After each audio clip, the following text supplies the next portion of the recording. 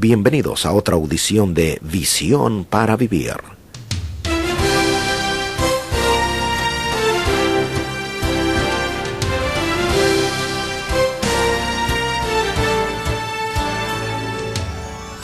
Cada salmo no solo nos ayuda a alabar a Dios alegremente, sino a conocer cómo podemos relacionarnos con Dios sabiamente. Los salmos son colección de canciones, oraciones y expresiones de gracia que demuestran la dependencia que tiene el hombre de Dios. Esta variedad de experiencias humanas nos ayuda a identificarnos y utilizar estos escritos para conectarnos con Dios en medio de nuestras más serias necesidades. Estos son hermosos escritos que en forma poética describen los pecados, las dudas y los temores de los seres humanos que buscan la ayuda divina en los tiempos difíciles y en medio de todo le alaban y lo adoran. El mensaje de hoy se titula Salmos, antología inspirada de alabanza. Los paladines de la reforma religiosa del siglo XVI, especialmente Martín Lutero, creían que la reforma no estaría completa sino cuando los creyentes tuvieran dos cosas. Primero, una Biblia en su propio idioma, y segundo, un himnario, que ellos llamaban un salterio y con el cual pudieran expresar a otras personas y unos a otros las profundidades de su fe. Note para qué lo querían: para expresar las profundidades de su fe. Es decir, un libro que pudiera guiarlos a la comprensión de su fe, y nada fuera de la palabra de Dios. Y otro volumen compañero que les ayudara a expresar su fe con alegría y deleite. A través de los siglos ha habido estas dos características en todo despertamiento que ha ocurrido en cualquier nación. Es muy interesante escuchar por todos lados la palabra avivamiento. En muchos lugares usted escucha, ya viene el avivamiento, y esto lo venimos escuchando por tantos años. Viene el avivamiento al país, viene el avivamiento. La verdad es que cuando uno examina la palabra de Dios y también la historia, se da cuenta que un avivamiento es un despertar a una pasión por Dios que les lleva a vivir en santidad y a predicar con dedicación, no solamente con palabras, sino con dedicación y con una vida santa. Después de todo, para eso estamos en este mundo.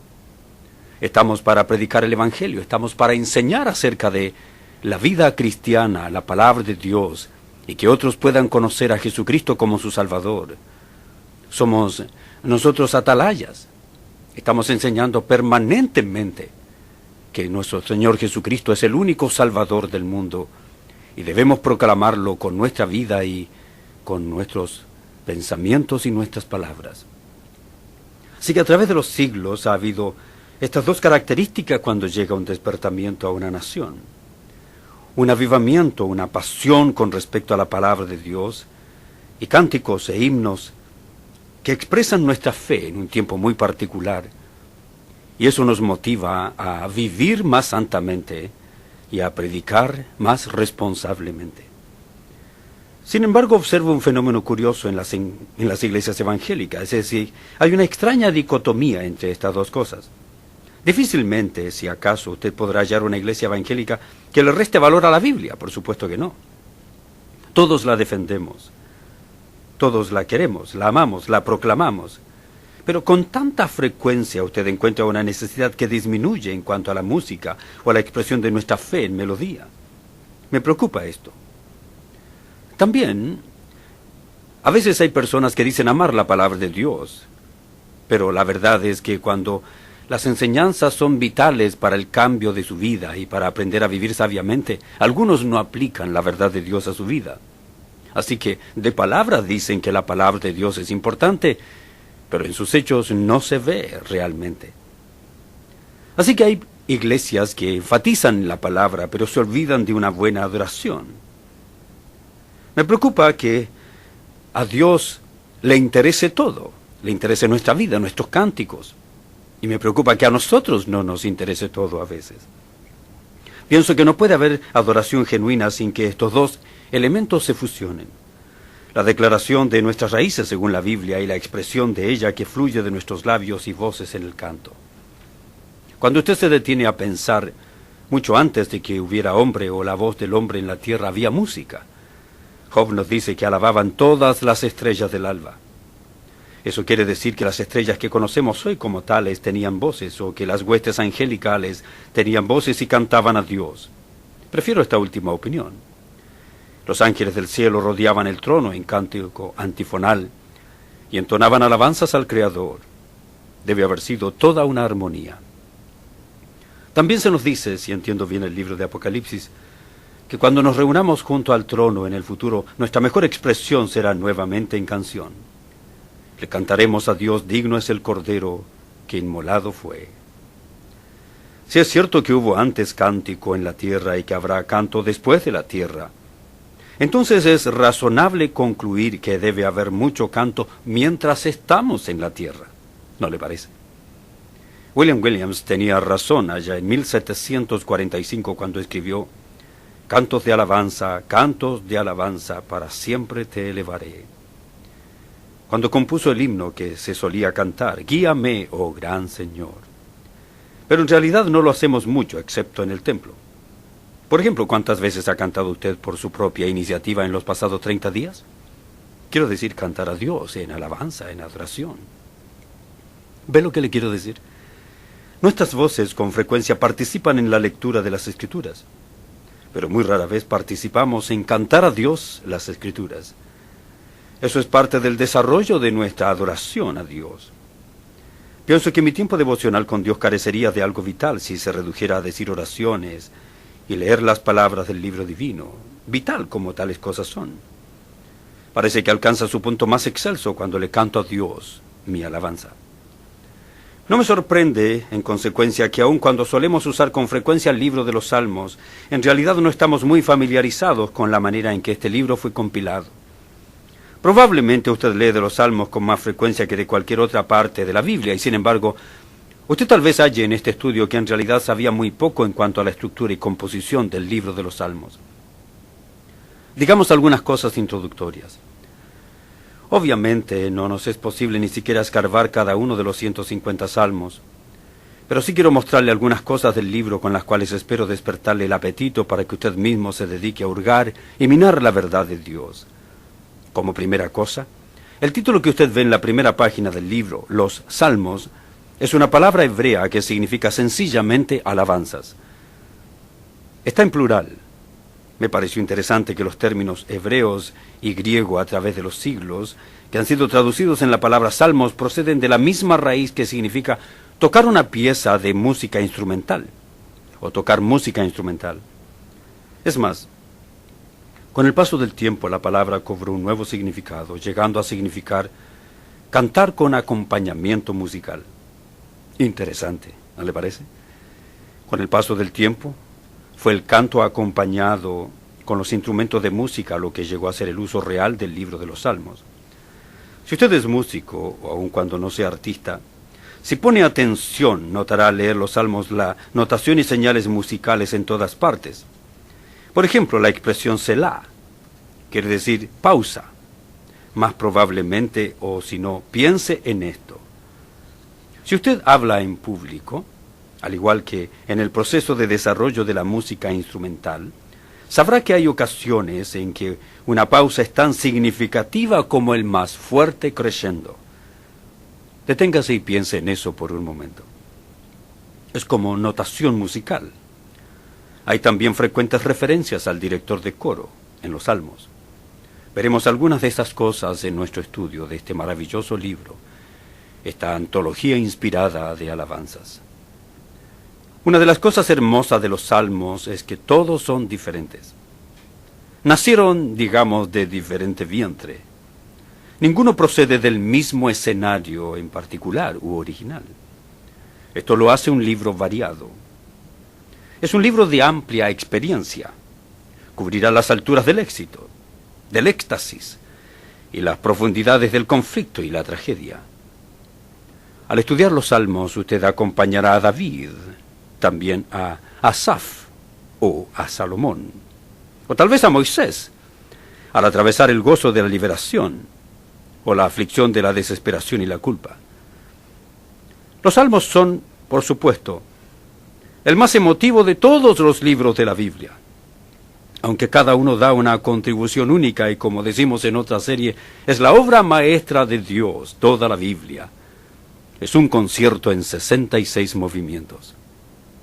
¿Qué en cuanto a los que escribieron los salmos ahora? Es interesante que generalmente nos referimos al libro como los salmos de David. Por supuesto que David compuso más salmos que ningún otro, pero no es seguro que haya escrito ni la mitad de ellos. Sabemos a ciencia cierta que compuso unos 73. También podemos notar que hay otro nombre más conocido allí en los salmos. El nombre de aquella persona es Asaf, quien compuso 12 de los salmos. Luego tenemos a los hijos de Coré, que compusieron otros 12 salmos. Salomón compuso un par de ellos. Moisés escribió uno por lo menos, que conocemos. Algunos hombres llamados ezraítas escribieron otro par, posiblemente uno cada uno. Pero 40 o más de los salmos son anónimos, no sabemos quién los escribió. Los eruditos los llaman salmos huérfanos. Nacieron, pero nadie sabe de qué padres, y nadie sabe la razón de su nacimiento. Pienso que hay mucha emoción, incluso en eso. Es interesante estudiar a través de los siglos la suerte de hijos ilegítimos y ver la significación que muchos de ellos obtuvieron. Algunos de estos salmos que nacieron, por así decirlo, de un trasfondo ilegítimo, nos hablan con mayor profundidad que muchos de los que cuidadosamente se destacan, como siendo David o Asaf. Tomen, por ejemplo, el Salmo 1, el Salmo 2, Salmo 40, que son salmos huérfanos.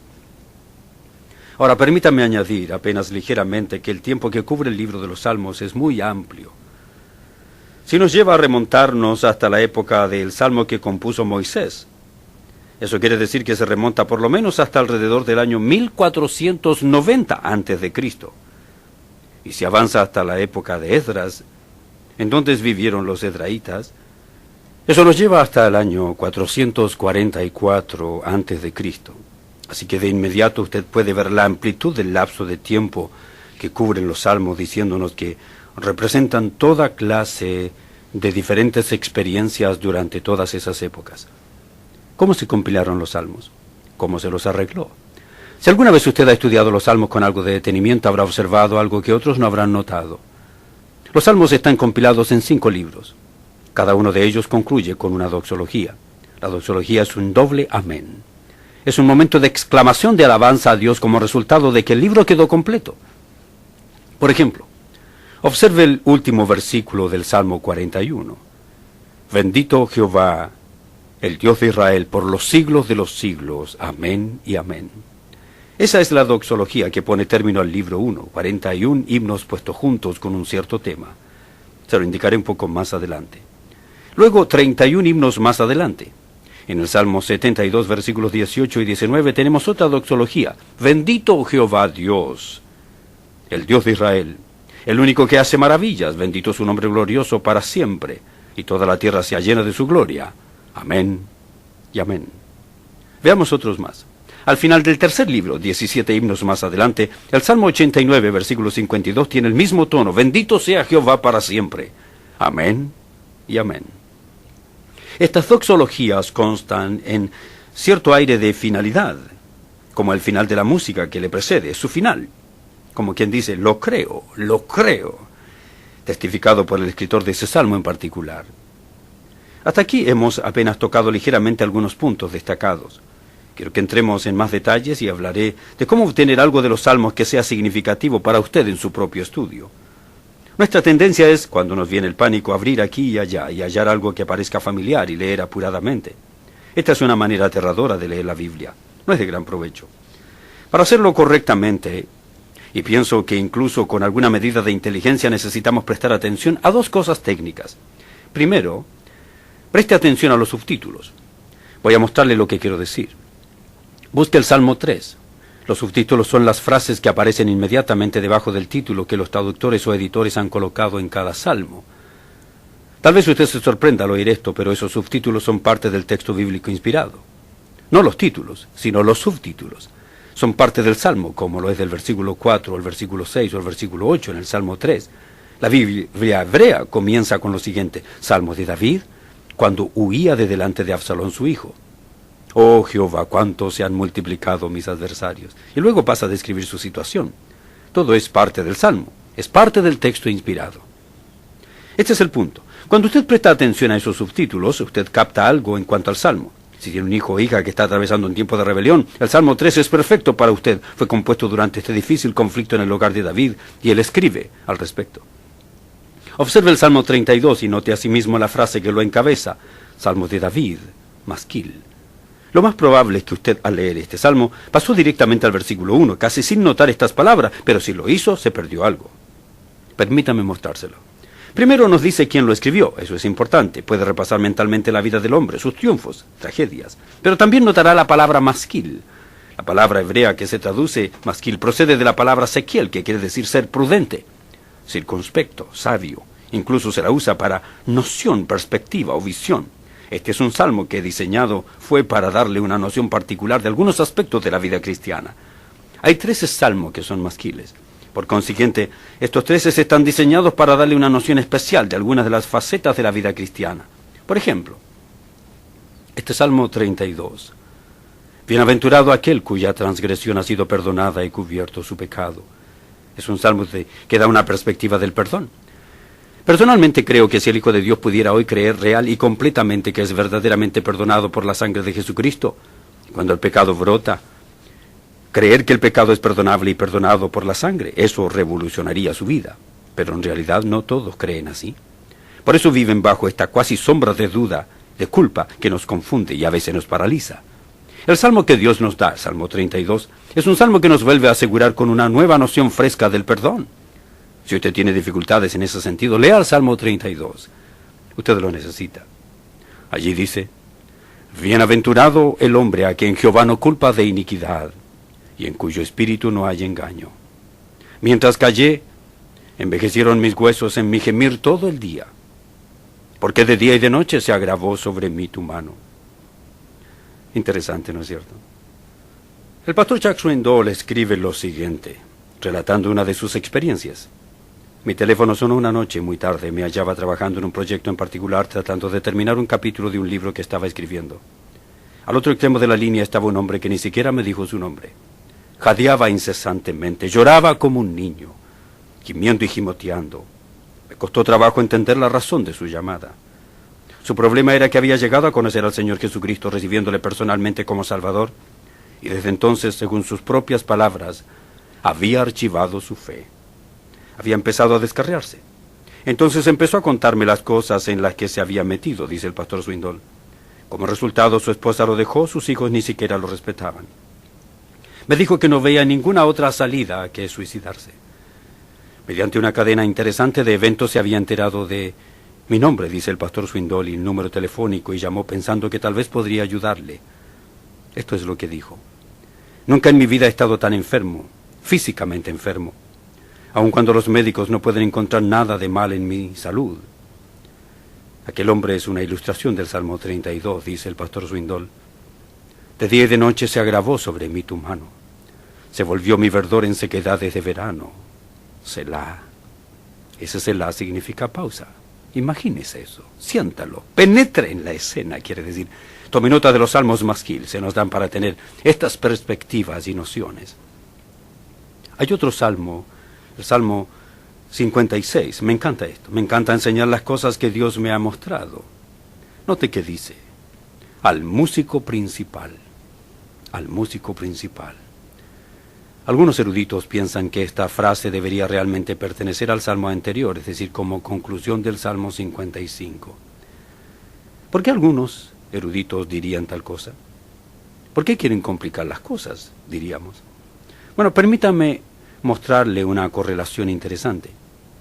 Observe por un momento el libro de Habacuc. Recuerda quién es, ¿cierto? El profeta. Es uno de los profetas menores.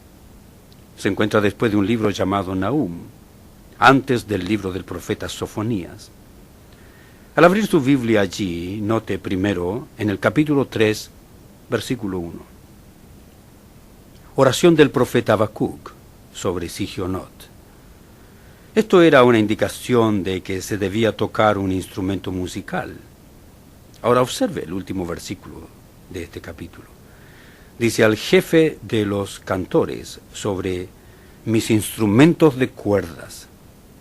Así que al final de la oración, el profeta dice: director del coro, toquémoslo esta pieza musical con instrumentos de cuerda.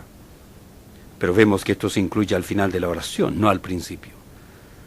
Así que regresando al Salmo 56, bien pudiera ser que la frase al músico principal realmente correspondiera al Salmo 55, pero no podemos estar seguros. Lo que me interesa en realidad es la declaración que sigue. Sobre la paloma silenciosa en paraje muy distante. Y luego leemos: Mictam de David, cuando los filisteos le prendieron en Gat. Recuerda la historia, ¿cierto? David compuso este canto cuando cayó prisionero. Era una terrible experiencia para él. Este era un momento sumamente doloroso. Estaba en momentos de dolor, de angustia, de vergüenza, siendo maltratado. Y tal vez mientras estaba en el campo de prisioneros tenía a su disposición pluma y un pedazo de pergamino. Y escribió este salmo que Dios le dio. El cántico es toda una mina de verdad. Mictán es una palabra que significa oro. Más probablemente es como si aquí hubiera un dorado misterio de verdad. Al escribir este salmo, David es como una paloma que se halla entre aquellos que están distantes de Dios, sintiéndose como impotente. Observe el versículo 1. Ten misericordia de mí, oh Dios. Uno casi puede percibir el aleteo de la paloma, que este guerrero tiene en sus manos y el ave trata de escaparse. Porque, dice, me devoraría el hombre, me oprime combatiéndome cada día, todo el día mis enemigos me pisotean. ¿Alguna vez has sentido así? Observe el versículo 3. En el día que temo, yo en ti confío. No dice, aletearé más fuerte o chillaré más fuerte. Dice, como una paloma frágil e impotente, me limitaré a decir, Dios, cuídame, protégeme. ¿Acaso usted se pregunta si Dios nota que usted está afligido? ¿Eso se pregunta? Es un pensamiento asombroso. Mis huidas, dice, no son fruto del descarrío de la carnalidad, son las experiencias diversas en la tierra del cautiverio. Por eso agrega el salmista, pon mis lágrimas en tu redoma, ¿no están ellas en tu libro? ¿Ha pensado usted alguna vez en eso? Las lágrimas que brotan en los tiempos más tétricos, Dios preserva figuradamente, toma nota de ellas. Dios no desperdicia aquellas experiencias dolorosas. Las usa en nuestras vidas como una paloma atrapada e enjaulada. Así que cuando lea los salmos, ponga atención a los subtítulos. Hay otro detalle técnico que no quiero que usted olvide. Lea los salmos como un artista ve su obra. Si es un literalista, a modo de ingeniero, tendrá una dificultad de obtener el provecho que podría obtener de los salmos. Pero hay enseñanzas magníficas. ¿Está usted tomando la decisión de leerlos sabiamente? ¿Está leyendo con pausa, meditación, pensando en Dios? Porque Dios está pensando en usted. Estaba pensando en usted cuando permitió que se escriba.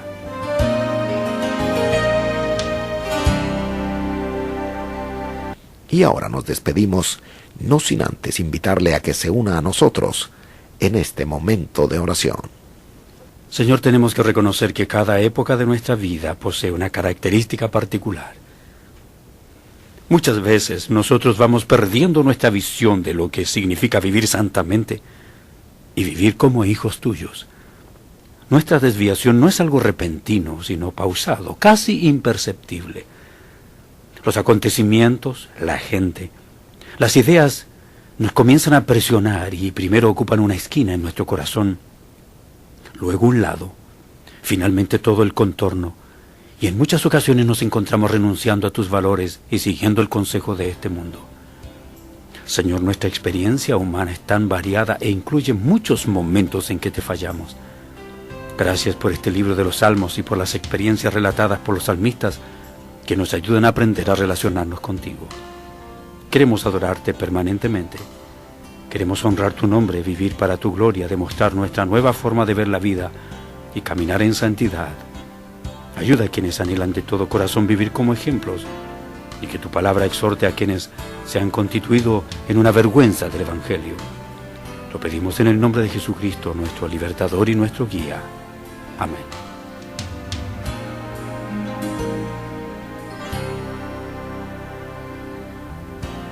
Quien les habla, el pastor Héctor Manso, a nombre de los pastores Chuck Swindoll y David Ormachea, les dice hasta el próximo programa.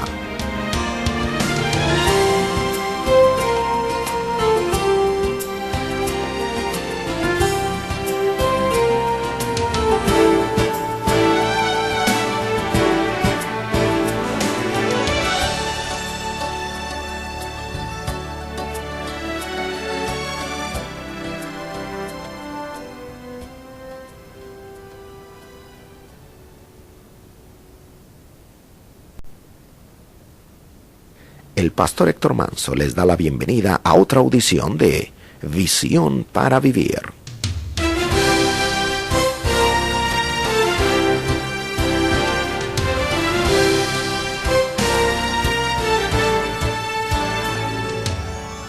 Lea los proverbios y aprenderá a relacionarse sabiamente con los hombres. Estudie profundamente el libro de los Salmos y aprenderá cómo relacionarse con Dios. Bienvenidos a otra audición de Visión para Vivir. En los escritos poéticos de los Salmos encontramos una gran variedad de experiencias humanas en las cuales todos nos identificamos. Estos escritos nos conectan con Dios en medio de las necesidades más serias de nuestra existencia. Estamos estudiando la serie La obra maestra de Dios, un concierto en 66 movimientos. Esta segunda parte corresponde a los libros Esdras hasta Daniel. Y hemos llegado a la presentación de la segunda parte del mensaje Los Salmos, antología de alabanza.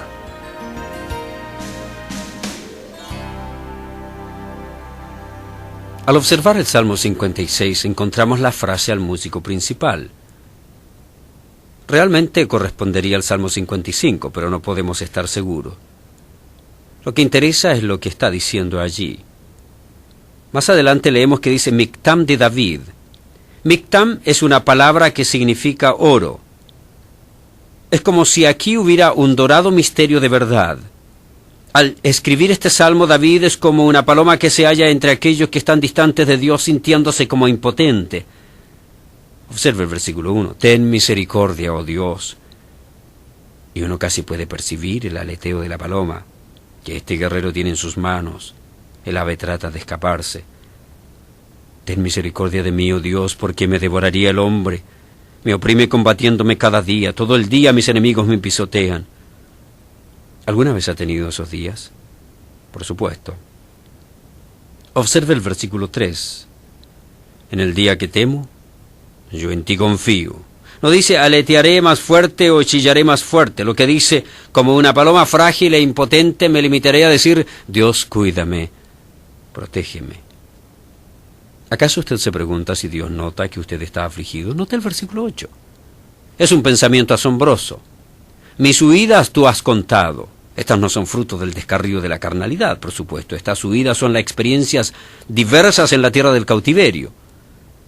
Pon mis lágrimas en tu redoma. ¿No están ellas en tu libro? ¿Ha pensado usted alguna vez en esto? Las lágrimas que brotan en los tiempos más tétricos. Dios preserva figuradamente y toma nota de ellas. Dios no desperdicia aquellas experiencias dolorosas. Las usa en nuestras vidas como una paloma atrapada y enjaulada. Así que cuando lea los salmos ponga atención a los subtítulos, nos indican algo. Hay otro detalle técnico que no quiero que usted olvide. Lea los salmos como un artista ve su obra. Si usted es un literalista, a modo de ingeniero tendrá dificultad en obtener el provecho que podría obtener de los salmos. Si usted es una persona a quien le encantan las artes, hallará en los salmos profundas verdades que no se hallan en ninguna otra parte, debido a que fueron escritas por artistas, dotados del arte de la música, del arte de la poesía, del arte literario. Han dejado escritas por la gracia de Dios una serie de profundas verdades que no fueron diseñadas simplemente para ser analizadas como experimento estéril, sino vividas, puestas en práctica. ¿Ha oído usted alguna vez a alguna persona tocar el piano y alegrarse cuando termina de tocar? Tal vez haya oído luego tocar a alguna otra persona, incluso tocando la misma pieza musical y con la misma música impresa, pero la música es increíble. Una tiene el talento necesario, una tiene el arte y la otra no. Usted no quiere que la persona talentosa deje de tocar. Al leer los salmos usted no está leyendo un texto literalista que deba ser puesto en estructura gramatical y analizado de esa manera. Es como leer una oración que una persona ha elevado. Hay sentimiento, emoción, hay profundidades y altura que usted no quiere perderse. Y permítame mostrarle algunas cosas respecto a los salmos. El Salmo 27 es uno de mis favoritos. Hay incluso algunos cánticos que han sido compuestos. Es hermoso. Así que permítame ayudarle un poco para encontrar aquellas cosas que aparentemente están escondidas en los salmos. Muchos de estos cantos presentan el tema de una manera sucinta, en el primer versículo, y todo el resto es amplificación. Como un buen reportaje o crónica periodística. Usted ve el tema presentado en la primera frase del primer párrafo, y el resto sencillamente amplía los detalles. En la primera parte usted encuentra la estructura, el esqueleto. Recibe toda la carne al seguir leyendo. El Salmo 27 es así. Jehová es mi luz y mi salvación. ¿De quién temeré? Jehová es la fortaleza de mi vida. ¿De quién he de atemorizarme? Si usted lee esto con una perspectiva literalista, dirá, ¿para qué se repite? Jehová es mi luz y mi salvación. Ya lo dijo. ¿Para qué dice Jehová es la fortaleza de mi vida? Pero hay que sentir con el poeta. En música, tanto como en la buena literatura, cuando hay una repetición, hay énfasis. Jehová es mi luz y mi salvación. Y pregunta, ¿de quién temeré? Él es la fortaleza de mi vida. ¿De quién he de atemorizarme? Así consta, inclusive la repetición. Este es el salmo entero en una pastilla. Describe a varios enemigos que trataron de atemorizarlo. En el versículo 2, malignos, angustiadores, enemigos. En el versículo 3, aunque un ejército acampe contra mí. En otras palabras, sea esto o aquello, nada puede derribar la fortaleza que tengo en Jehová. Aunque mi padre y mi madre, versículo 10, me dejaran, con todo Jehová me recogerá. Es muy posible que usted, estimado o estimada oyente, en este mismo momento podría apropiarse y hacer suya estas palabras. Cuando usted se entregó al Señor Jesucristo y le entregó su vida y su futuro, una espada fue puesta en su lugar y nunca volverá a ser envainada. El Salmo 27:10 es para usted, para darle consuelo y confortamiento cuando se siente como huérfano. El Salmo 23 es incluso mejor. Supongo que este salmo es el favorito de todos. Hace años Dios me permitió comprender algo hermoso en el Salmo 23, siempre lo cuento porque me ha sido de gran ayuda. Si usted lee este salmo en 4, lo comprenderá mejor. Tiene que leer este salmo como si fuera una oveja, porque esa fue la manera en que fue escrito. Jehová es mi pastor, nada me faltará. Pues bien, ¿quién tiene un pastor? Una oveja. Nunca me faltará nada. Pone su mano sobre mi cabeza, me hace recostar en hierba verde, me lleva junto a aguas tranquilas, hace una especie de presa en el torrentoso arroyo, y así forma el estanque tranquilo y reposado para que yo pueda beber, porque me aterra el agua turbulenta. Restaura mi alma de oveja aterrada, me guía en los senderos apropiados, me lleva a través de los valles escabrosos, profundos, que parecen estar llenos de muerte, como sombras al anochecer. Él siempre está allí. Soy solo una oveja, pero Él me cuida. Es más, hay 2 perros ovejeros que me siguen todos los días de mi vida. Se llaman Bondad y Misericordia. Ellos siempre andan mordisqueando mis talones. Si usted no captó el pensamiento de una oveja, se habrá perdido todo el Salmo 23. Usted debe vivir y operar y leerlo como si fuera una oveja. ¿Está captando lo que quiero decir? Créame, estimado y estimada oyente, este libro está repleto de ayuda para toda clase de perspectiva y punto de vista. Uno más, Salmo 46. Al músico principal de los hijos de Coré, Salmo sobre Alamot. Esto puede ser cierta indicación de la métrica del canto, tal vez alguna indicación musical que indicaría algo al director del coro. Observe cómo el salmista describe el cuadro de la protección de Dios. Dios es nuestro amparo y fortaleza, nuestro pronto auxilio en las tribulaciones. Por tanto, no temeremos aunque la tierra sea removida y se traspasen los montes al corazón del mar, aunque bramen y se turben sus aguas y tiemblen los montes a causa de su braveza. Selah. Ahí está, Selah. Significa pausa. Es otra pausa después que el salmista ha ido aumentando hasta llegar al clímax. Si usted lo lee deprisa, se perderá el significado de estos versículos. Por eso le dice Selah. Selah, haga una pausa, consta allí con una razón. En la notación musical hay un signo que se parece mucho a un ojo de pollo. Es como una letra U invertida, con un punto adentro. Esto quiere decir que hay que sostener esa nota por más tiempo que el indicado. Si usted llega a ese signo y no sostiene la nota por mayor tiempo, entonces pierde el efecto y también la dirección que quería darle el compositor. Sienta como el salmista. Dios no nos ha dado su palabra solo para satisfacer nuestra curiosidad. Nos ha dado su palabra para cambiar nuestras vidas, incluso por medio de estos detalles que parecen ser minucias o asuntos de estilo literario. Pero permita que su mente penetre en la mente del artista. Ahora veamos de nuevo estos 5 volúmenes de los Salmos como un todo. Alguien observó que los 5 libros de los Salmos en cierto sentido parecen correlacionarse con los 5 primeros libros de la Biblia: Génesis, Éxodo, Levítico, Números y Deuteronomio. Si lo desea, anote las palabras que voy a darle, porque esas palabras le da el tema general de cada uno de los 5 libros de los Salmos.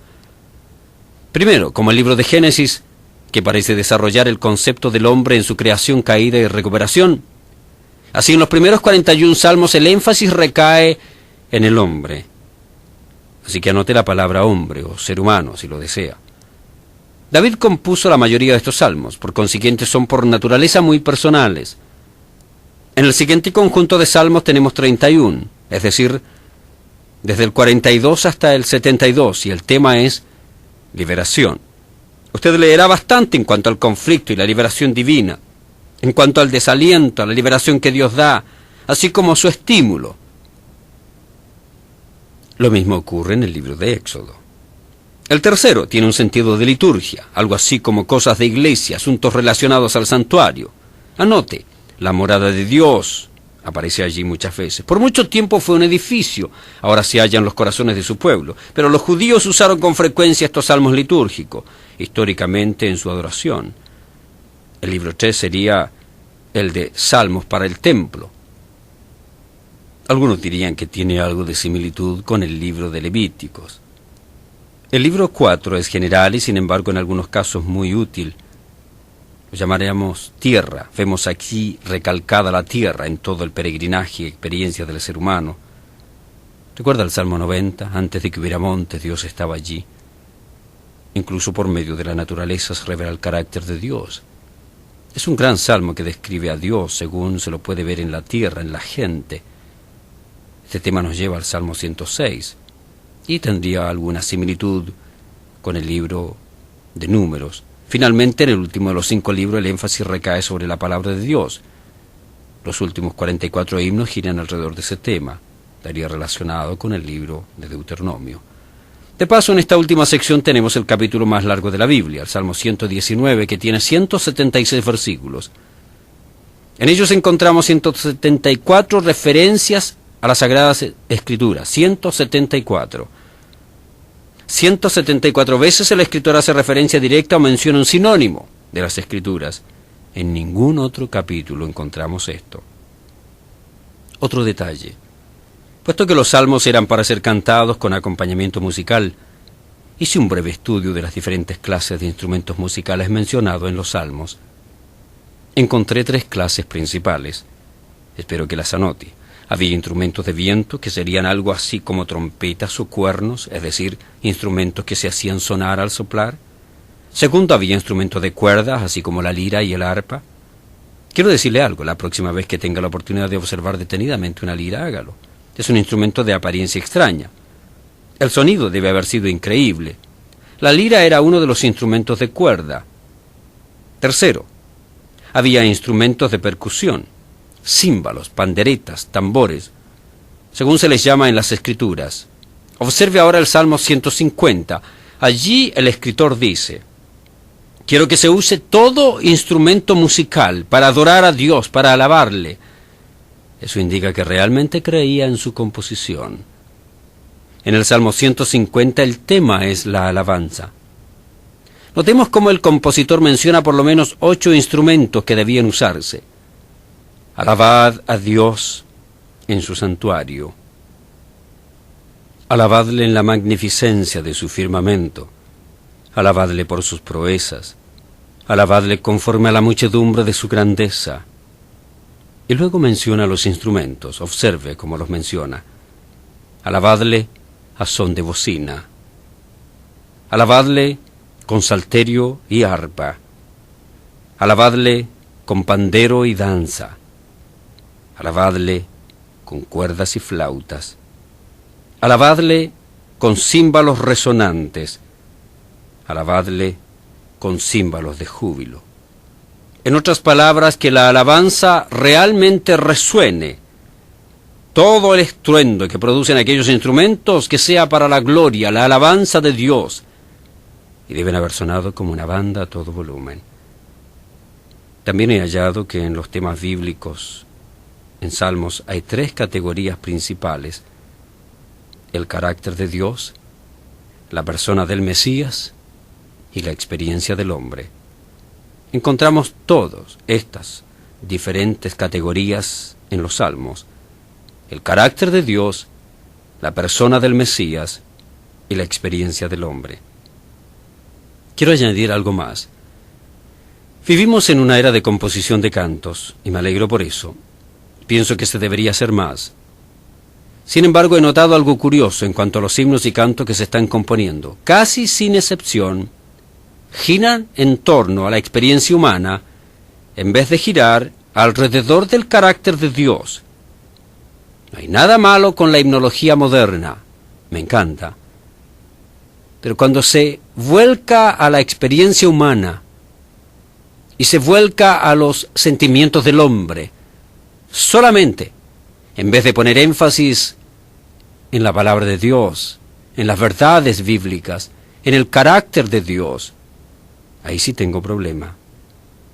Si usted tiene talento para componer canciones, si tiene la habilidad de poner versos en melodías, escriba algo que tenga palabras de actualidad, pero que expresen sólida teología bíblica, se lo suplico.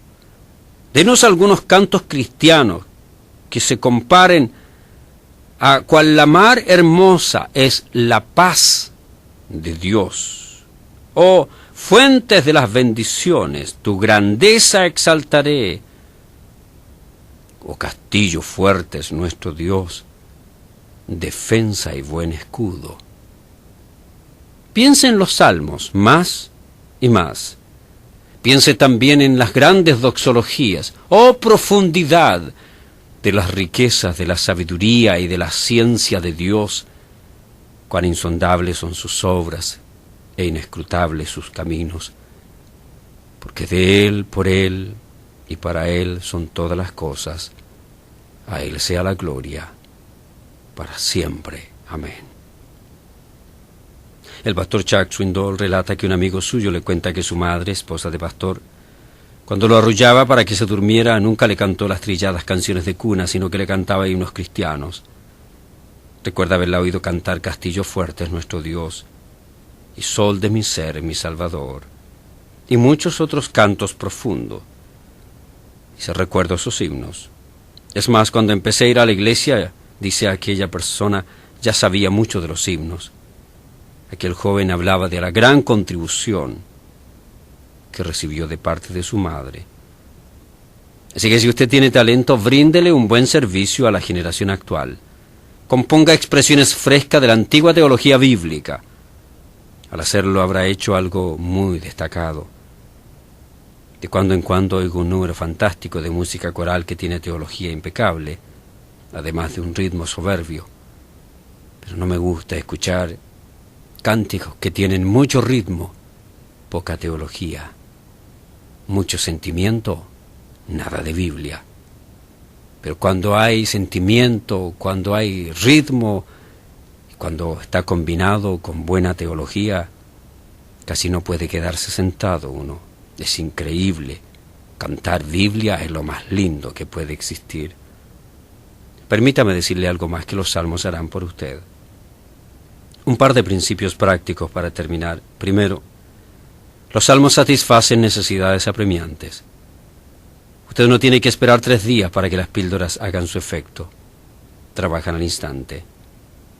Los salmos están diseñados para suplir inmediatamente necesidades imperiosas. ¿No lo ha sentido usted? ¿No se ha encontrado en algún momento en angustia y ha recorrido alguno de los salmos para encontrar Dios es nuestro amparo y fortaleza, nuestro pronto auxilio en las tribulaciones? Ahora usted tiene fácil acceso a ellos. Dios le da seguridad y ayuda específica. Cuando usted está alicaído, los salmos le dan ánimo y aliento. Cuando se siente solo y confundido, le darán consolación. Cuando siente temor, pondrán su brazo sobre sus hombros y le darán aliento. Los salmos le darán la ayuda que usted necesita para sus necesidades más apremiantes. Créame, es verdad. Cuando usted se sienta consumido por el pecado y no quiere confesarlo, ojalá al abrir su Biblia usted busque donde dice el salmista: mientras callé envejecieron mis huesos en mi gemir todo el día. Mi pecado te declaré, y tú perdonaste la iniquidad de mi pecado. Créame, es verdad. Segundo, primero, los salmos satisfacen necesidades apremiantes. Segundo, los salmos permiten profunda visión. Tal vez usted piense, bueno, algún día cuando esté viejo, arrugado, tenga algo que ofrecer. Pero déjeme mostrarle algo. Usted puede tener algo que ofrecer incluso mientras es joven y sin arrugas. Es algo extraño en la vida. Más o menos para cuando la cara queda sin problemas cutáneos, la mente se empaña. Pero usted hallará que aun cuando su cara esté llena de problemas cutáneos y que no sea viejo, usted puede tener verdadera sabiduría. Observe el Salmo 119, versículo 97 al 100. Con esto concluiremos. El salmista dice: oh, cuánto amo yo tu ley. Ese es también mi testimonio personal. Yo creo que es el suyo también. Si no lo es, estudie la palabra. Oh, cuánto amo yo tu ley. Yo amo la Biblia. Nunca puedo tener demasiado de ella. Nunca deja de producir hermosos frutos para la vida y para vivir y para enseñar. Así que dice: oh, cuánto amo yo tu ley. Todo el día es ella mi meditación. ¿Por qué? Más que todos mis enseñadores he entendido, y luego más que los viejos he entendido. ¿Quiere usted tener verdadera visión? ¿Quiere tener sabiduría para vivir? Puede tenerla, la tiene, precisamente aquí, en el libro de Dios. Dios se lo promete. Los que llegan a ser estudiantes serios de la verdad de Dios encuentran una ventaja enorme en la vida. No deje que alguien le diga lo contrario. Ningún grado académico de la más elevada educación, de la mejor escuela, aquí o en el extranjero, le dará la sabiduría, perspectiva, comprensión que le dará la Biblia. El predicador Dwight L. Moody dice: Satanás hará todo lo que le sea posible para mantenerlo lejos de la palabra de Dios, aunque sea el detalle de ajustar la cortina. Si usted es como yo, tendrá que en algún momento experimentar y tendrá que en algún momento luchar en contra de aquel deseo de ajustar la cortina, correr la cortina y sentir la despreocupación de leer la palabra de Dios. Esas son cosas sencillas, a veces son más complicadas. Pero vamos, abra la Biblia, busque los salmos, empiece con decisión. Usted será más sabio que sus enemigos, se lo promete la misma palabra de Dios. Será más entendido que sus maestros y más entendido que los viejos. Esa es una promesa. Lea los salmos, lea la palabra de Dios.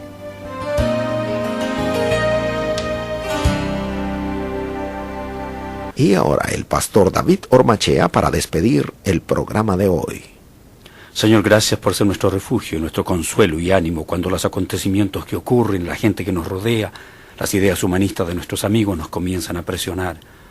Gracias por tu palabra que nos enseña a vivir con sabiduría y nos da fortaleza y entendimiento para resistir las presiones. Líbranos de comprometernos con un estilo de vida que no se ajusta a tus principios. Gracias por los salmos, maravillosos clamores que salieron de corazones llenos de gratitud y de corazones angustiados, de corazones rebeldes y de corazones decepcionados, de corazones rectos y de corazones torcidos, de vidas limpias y vidas impuras. Tal vez por eso es tan fácil identificarse con esas palabras sinceras, porque revelan nuestra propia condición. Te pedimos perdón por los momentos en que decidimos vivir conforme a nuestras ideas, o cuando permitimos la influencia de los valores y el consejo de este mundo. Te ruego ayuda para quienes anhelan de todo corazón vivir como ejemplos y que tu palabra, una vez más, sea una gran exhortación para quienes están tomando decisiones erróneas. Oramos en el nombre de Jesucristo. Amén.